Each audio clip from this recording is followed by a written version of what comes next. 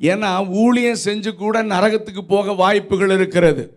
இதுக்கு ஆமேன் சொல்ல மாட்டேன்னு எனக்கு தெரியும். ஹலோ, இருக்கிறீங்களா இல்லையா? நான் வசனத்தை வசனமாக பேசுகிறேன், சத்தியமாக பேசுகிறேன். ஊழியம் செய்து கொண்டே நரகத்திற்கு போக நிறைய வாய்ப்புகள் இருக்குது. ஏன்னா ஊழியம் செய்தாலும் தேவனுடைய சித்தத்தின்படி நாம் தேவனுடைய ஊழியத்தை செய்யணும். இல்லைன்னா பரலோகம் அங்கீகரிக்காது. உலகம் அங்கீகரிக்கலாம், ஜனங்கள் அங்கீகரிக்கலாம், அப்ரிஷியேட் பண்ணலாம், நீங்கள் இல்லாமல் வேற யாருமே இல்லைன்னு சொல்லலாம். ஆனால் தேவ சித்தம் இல்லாமல் நாம் செய்த ஒரு காரியமும் பரலோகம் அங்கீகரிக்க வாய்ப்பே கிடையாது. ஆகவே நீங்கள் உங்கள் குடும்ப வாழ்க்கையாக இருந்தாலும், உங்கள் பிள்ளைகளுடைய எதிர்காலமாக இருந்தாலும், எந்த காரியமாக இருந்தாலும் தேவ சித்தம் நிறைவேற எனையும் ஒப்படைக்கிறேன். தேவ சத்தம் என்னுள்ளம் பலமாக தோணிக்குதே. நீங்க பாடுங்க சத்தமா.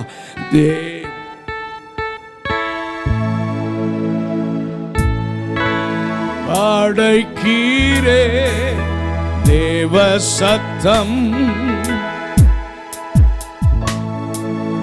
இன்னொரு டைம் பாடலாமா? சத்தமா. தேவ சித்தம் தேவ ஓ நிறைவேற எனையும்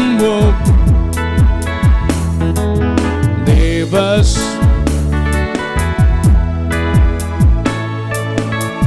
ஆமென்.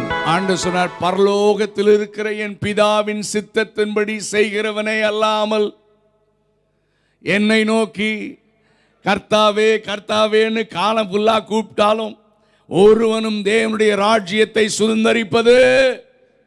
ஹல்லேலூயா. இந்த மாதிரி நிறைய instant. Brother David Stuart junior எனக்கு ரொம்ப நெருங்கின நண்பர். நீண்ட ஆண்டுகள் நான் அவரோடு கூட நான் ட்ராவல் பண்ணேன். அப்போது தம்பி ராபர்ட் நான்லாம் ஒன்றா இருந்தோம். அதுக்கப்புறம் அவர் கேட்டார், தம்பி ராபர்ட்டை நீ அனுப்புவியா எனக்கு? அவனை அந்த ஊழியத்துக்கு போய் அவருக்கு ஹெல்ப் பண்ணான். ஸோ நல்ல கவனிங்க. அப்போ அவர் பாடுற மோஸ்ட் ஆஃப் த சாங் ஆண்டவர் கிருபையாக எனக்கு கொடுத்த பாடல்கள் தான். இப்போ நீங்கள் பாடினீங்களே, நன்றி சொல்லி பாடுவேன். இந்த பாடலை கூட 97வது ஆண்டிலே கர்த்தர் எனக்கு கொடுத்த பாடல். ஸோ பிரதர் டேவிட் ஸ்டூவர்ட் ஒரு நாள் ராபர்ட் ஏற்கனவே அனுப்பிச்சாச்சு அந்த டீமில். அப்போ நான் முடிஞ்ச வரைக்கும் க்ரூசைடெலாம் அவங்களோட சேர்ந்து ட்ராவல் பண்ணுவேன். அவரும் ஒரு டைம் அவங்க வீட்டுக்கு கூட்டிகிட்டு போய் 1 மணி நேரத்துக்கு மேலே பேசினார். உனக்கு கவர்மெண்ட்டில் எவ்வளோ சம்பளம் கொடுக்குறான் அப்படின்னாரு. நான் அந்த காசை நான் கொடுக்குறேன். ஏன்னா அந்த டைமில் இன்னொரு அமெரிக்கன் அவருடைய ஃப்ரெண்ட் மார்க் டேனியல்ஸ்னு ஒருத்தர், அவர் சொன்னார், வெஸ்லி நீ, ஏன்னா அப்போ தான் அந்த இயேசு நல்லவர் இயேசுவை ஆண்டவர் அந்த பாடல்கள் எழுதியிருந்தேன். அப்போது ஸ்டூவர்ட் அந்த பாட்டெல்லாம் பாட கேட்டாங்க. சரி பாட. அந்த டைமில் மார்க் டேனியல் சொன்ன, வெஸ்லி நீ ஃபுல் டைமாக நீ எடுத்துட்டீங்கன்னா நான் ஸ்பான்சர் பண்ணுறேன்னு அவருக்கு ப்ராமிஸ் பண்ணியிருந்தார். என் கூட பேசினார். ஆனால் அந்த டைமில் நான் சொன்னேன், ஜெபம் பண்ணி சொல்கிறேன்னா ஆண்டவர் அதை அனுமதிக்கலை. கவனிங்க. ஏன்னா ரொம்ப கேர்ஃபுல்லாக ஊழியம் தானே செய்கிறோம். இல்லை, தேவ சித்தத்தின்படி நாம் தேவனுடைய ராஜ்யத்தை கட்டணும். என்னை கொண்டு கர்த்தர் என்ன செய்வ, சர்ச்லையும் அப்படி தான், என்னை கொண்டு கர்த்தர் என்ன செய்ய விரும்புகிறார். அப்போ பாஸ்டரல் அவங்களுக்கு ரோல் என்னென்னா, அவங்க சபையில் வர்ற ஜனங்களை அவர்கள் யாருக்கு என்ன கிருபை இருக்குன்னு பார்த்து பரிசுத்த ஆவியானவரின் நடத்துதலின்படி அவர்களை அந்த ஊழியத்தில் பயன்படுத்துவதற்காகத்தான் கர்த்தர் பாஸ்டர்ஸை சபையில் வைத்திருக்கிறார். ஹல்லேலூயா. எனக்கு வாய்ப்பு கொடுக்கல, எனக்கு இல்லை. கர்த்தர் சொன்னால் எல்லாருக்கும் வாய்ப்பு உண்டு.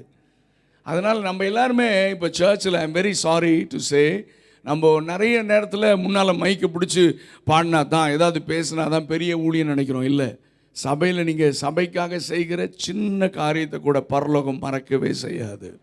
ஆமீன். ஒரு பெஞ்சை தொடச்சாலும் இல்லை கதவு முன்னாலேயே வந்து எல்லாத்தையும் செட் பண்ணாலும், ஆமீன், அந்த சின்ன மறைந்திருந்து செய்கிற காரியத்தையும் பரலோகம் கணக்கு வைத்திருக்கிறோம் என்பதை நீங்கள் மறந்து விடவே கூடாது. சத்தம் ஒரு அல்லேலூயா சொல்லமா. நான் ரட்சிக்கப்பட்ட ஆரம்பத்தில் நாங்கள் கோயம்புத்தூரில் ஒரு சபை, பழைய ஒரு நல்ல பெண்டிகாஸ்டல் சர்ச், அந்த சபையில் நான் இருந்தேன். ஆமீன். எல்லா காரியத்தையும் நான் செய்வேன். அப்போ கிட்டார் வாசிப்பேன். அப்போ என் பழைய சைக்கிள் ஒன்று இருந்தது, 12 கிலோமீட்டர் எங்கள் வீடு. ஒரு சர்வீஸ் கூட நான் மிஸ் பண்ண மாட்டேன். ஆமீன். Saturday, Wednesday, Sunday morning and evening outreach, ஒரு கூட்டத்தை மிஸ் பண்ண மாட்டேன். நான் சொல்லுவேன், ரட்சிக்கப்பட்ட ஒரு மனிதன் அடையாளம் இதுதான். சபையில் ஒரு கூட்டத்தை மிஸ் பண்ணாமல் இருந்தான்னா அந்த ஆள் சரியாக ரட்சிப்பு கேட்டிருக்கான்னு அர்த்தம். இதுக்கும் ஆமேன் வராதுன்னு தெரியும். சரி, ஓகே, நல்ல கவனிங்க. அப்போது நான் போய் சாட்டர்டே மீட்டிங் முடித்து உடனே எல்லோரும் போயிடுவாங்க. 8 மணிக்கு முடிஞ்சிடும். நான் 9 மணி வரைக்கும் இருப்பேன். அங்கே இருக்கிற சின்ன பாக்ஸ், சின்ன ஆம்பிளிஃபயர், அதெல்லாம் பண்ணி கிட்டார்லாம் டியூன் பண்ணிவிட்டு சேர்லாம் சரியாக போட்டுட்டு போவேன். அடுத்த நாள் காலையில் 9 மணி சர்வீஸ். ஒரு நாள் கூட 9 மணிக்கு வந்ததில் 8 மணிக்கு வந்துடுவேன். யாரும் என்னை கூப்பிட்டு அப்ரிஷியேட் பண்ணவும் இல்லை. ஆமேன். ஆனால் பரலோகம் அதை பார்த்து கொண்டிருக்கும். ஆமென். சர்ச், முதல்ல நாம் தேவன் நமக்கு என்ன செய்ய விரும்புகிறார், எனக்கு என்ன கிருபை இருக்கிறது. ஆமென். ஒருவேளை நான் இந்த பர்சனலாக ஒரு சிலரை விசாரிக்கிறோம்ல, அது பெரிய ஊழியம். சபை என்பது குடும்பம். சபை என்பது என்னது? ஒருத்தரை விசாரிக்கிறது. நீங்கள் உடம்பு சரியில்லைன்னு சொன்னாங்களே, உங்களுக்காக ஜெபம் பண்ணமே, எப்படி இருக்கிறீங்க அப்படின்னா, நீங்கள் கேட்கும் போதே அவருக்கு பாதி சுகமாயிரும். இருக்கிறீங்களா இல்லையா? ஆமென். நான் கோயம்புத்தூரில் ஃபுல் காஸ்பிள் சர்ச்சுக்கு போகிறேன். அப்போது அநேக ஆண்டுகளாக வாலிபரில் நடத்தி கொண்டிருந்தேன். அங்கே பாஸ்டரோட ஹெல்ப்பாக இருந்தேன். அப்போது நான் என் பிள்ளைங்களுக்கெல்லாம் சொல்லியிருக்கேன், சர்ச்சுக்கு யாராவது வந்தால் விசாரிக்கணும், முடிஞ்சோன்னா ஓடக்கூடாது. நிறைய பேர் அப்படி சர்ச் என்னாத்துமாவே என்னும் போது பைக்கை ஸ்டார்ட் பண்ணுவாங்க. ஏன்னா கறிக்கடை மூடிடுவான் நம்ம ஊரில். சரி, ஓகே, அந்த மாதிரி நான் சொல்லிட்டேன். என்னுடைய ஹேபிட் முடிஞ்சோடனே எல்லாரையும் விஷ் பண்ணி விசாரிச்சுட்டு அப்படி போகிறேன். அதுதான் குடும்பம். ஆமென். ஒருத்தர் பிரச்சனை நம்ம தெரிஞ்சிருக்கணும், அவங்களுக்காக ஜெபம் பண்ணுறோன்னு தெரிஞ்சிருக்கணும். அந்த ஒரு பலன் தான் நமக்கு மிக தேவை. அப்போது ஒரு நாள் நான் 3 மாதம் நான் அடிக்கடி வெளியே ஆண்டவர் என்னை பயன்படுத்த ஆரம்பித்தார். வெளியே போயிட்டு 3 months எங்கள் சர்ச்சுக்கு போக முடியல. 3 மாதம் கழித்து எங்கள் சபைக்கு போகிறேன். நான் அதே மாதிரி சர்வீஸ் முடிஞ்சோன்னே எல்லாரையும் விசாரிச்சுட்டு அங்கே பார்த்தா அது வெளியே காம்பவுண்ட் வாலில் ஒருத்தர் நின்றுட்டு இருந்தார், தனியாக நின்றுட்டு இருந்தார். அப்போ நான் புதுசாக இருக்காரே, பார்த்ததே இல்லைன்னு போய் அவரை ஷேக்கன் பண்ணி, பிரதர் உங்கள் பேர் என்ன, எங்கேருந்து வரீங்கன்னா, என் பேர் பாலமுருகன், மதுரையை சார்ந்தவர், நான் இங்கே ஒரு இன்ஜினியரிங் காலேஜில் லெக்சரராக இருக்கேன் அப்படின்னு அவர் அறிமுகப்படுத்திட்டார். அப்போ அவரை பற்றி நானும் அக்ரியில் தான் ஒர்க் பண்ணுறேன்னு சொல்லி நாங்கள் அப்படி ஒருத்தருக்கு அறிமுகம் பண்ணதுக்கப்புறம் அவர் என்கிட்ட சொன்னது ரொம்ப ஷாக்கிங்காக இருந்துச்சு. பிரதர், இந்த சபைக்கு நான் 3 மாதம் வரேன். எத்தனை மாதம்? என்கிட்ட முதல் பேசின ஆள் நீங்கள் தான். எங்கள் சபை எப்படி இருக்குது பார்த்தீங்களா? அதுக்கப்புறம் ரைடு விட்டேன் எங்கள் சபையில் பசங்களுக்கெல்லாம். அதுக்கப்புறம் கொஞ்சம் கொஞ்சமாக டீமை பிரித்து வெல்கம் பண்ணுறதுக்கு, விசாரிக்கிறதுக்கு அவங்களெல்லாம் எனக்கு. ஸோ இந்த மாதிரி நம்ம இருக்கக்கூடாது. நம்ம இது ஒரு குடும்பம். ஒருத்தரை தாங்கணும். ஒருத்தருக்காக நம்ம என்ன செய்யணும்?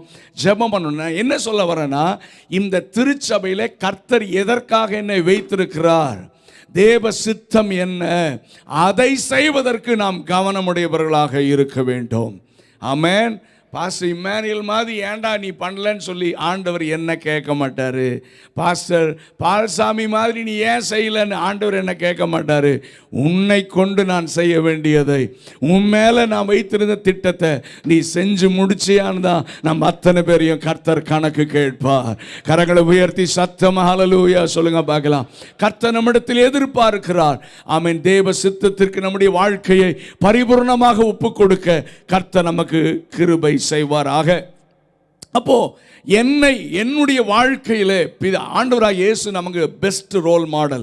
அவர் இந்த உலகத்தில் வாழ்ந்த பொழுது பிதாவின் சித்தம் செய்வதே என்னுடைய போஜனமாக இருக்கிறது. ஆண்டவருடைய சித்தத்தை செய்வதில் அவ்வளவு கவனமாக இருந்தார். ஸோ அவர் தான் நமக்கு பெஸ்ட் ரோல் மாடல். ஸோ அவரை பின்பற்றி நாம் தேவ சித்தத்தை செய்து முடிக்க கர்த்தர் நமக்கு அனுக்கிரகம் செய்வாராக.